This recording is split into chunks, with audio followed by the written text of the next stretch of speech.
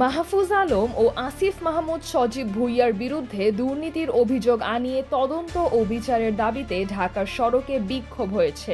এ মিছিলে নেতৃত্ব দেন জাতীয় নাগরিক পার্টি এনসিপি থেকে বহিষ্কৃত মুনতাসির মাহমুদ। বৃহস্পতিবার রাত ৯টার দিকে রাজধানীর বাংলা মোটরে এই বিক্ষোভ অনুষ্ঠিত হয়। মিছিলের ব্যানারে আয়োজক হিসেবে লেখা ছিল তৃণমূল এনসিপি। এর কয়েক ঘন্টা আগে মুনতাসির তার ফেসবুক পোস্টে তৃণমূল এনসিপির ঘোষণা দেন।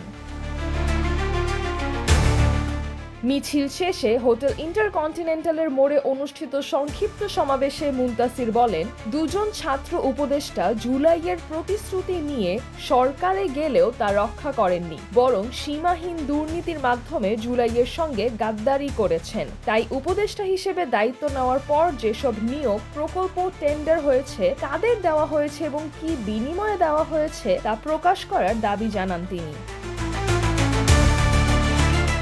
তিনি আরও দাবি করেন, পদত্যাগের পর দুই উপদেষ্টা বলেছেন তাদের অ্যাকাউন্টে টাকা নেই, কিন্তু দুর্নীতির টাকা কেউ অ্যাকাউন্টে রাখে না। এ কথা উল্লেখ করে মুনতাসির বলেন, টাকা কোথায় পাচার হয়েছে বা বিটকয়েনে রাখা হয়েছে কিনা তা দুদককে তদন্ত করতে হবে। জুলাই গণঅভ্যুত্থানের পর মুনতাসির রেড ক্রিসেন্টে উপপরিচালক পদে অস্থায়ীভাবে যোগ দেন। এদিকে উপদেষ্টা মাহফুজের ভাই মাহবুব আলম রেড ক্রিসেন্টের ব্যবস্থাপনা পর্ষদের দায়িত্বে আছেন।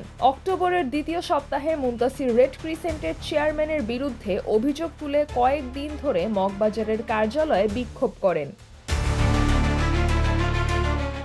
এনসিপির বাধা সত্ত্বেও ১২ অক্টোবর তিনি লোকজন নিয়ে রেড ক্রিসেন্টে বিক্ষোভ করেন। সেদিনই বোর্ড সভায় তাকে চাকরি থেকে অপসারণের সিদ্ধান্ত হয়, যেখানে উপদেষ্টার ভাই মাহবুব আলমও উপস্থিত ছিলেন। সভা শেষে কার্যালয় থেকে বের হওয়ার সময় মুনতাসিরের অনুসারীরা তাকে অবরুদ্ধ করেন। ওই দিনই এনসিপি তার বিরুদ্ধে কারণ দর্শানোর নোটিশ ও পদ থেকে অব্যাহতির চিঠি ফেসবুকে প্রকাশ করে। এরপর থেকে মুনতাসির নিয়মিতভাবে উপদেষ্টা মাহফুজ আলমের বিরুদ্ধে ফেসবুকে নানা অভিযোগ তুলে আসছেন। সম্প্রতি তিনি এনসিপির সদস্য সচিব আখতার হোসেনের বিরুদ্ধেও দুর্নীতির অভিযোগ করেন।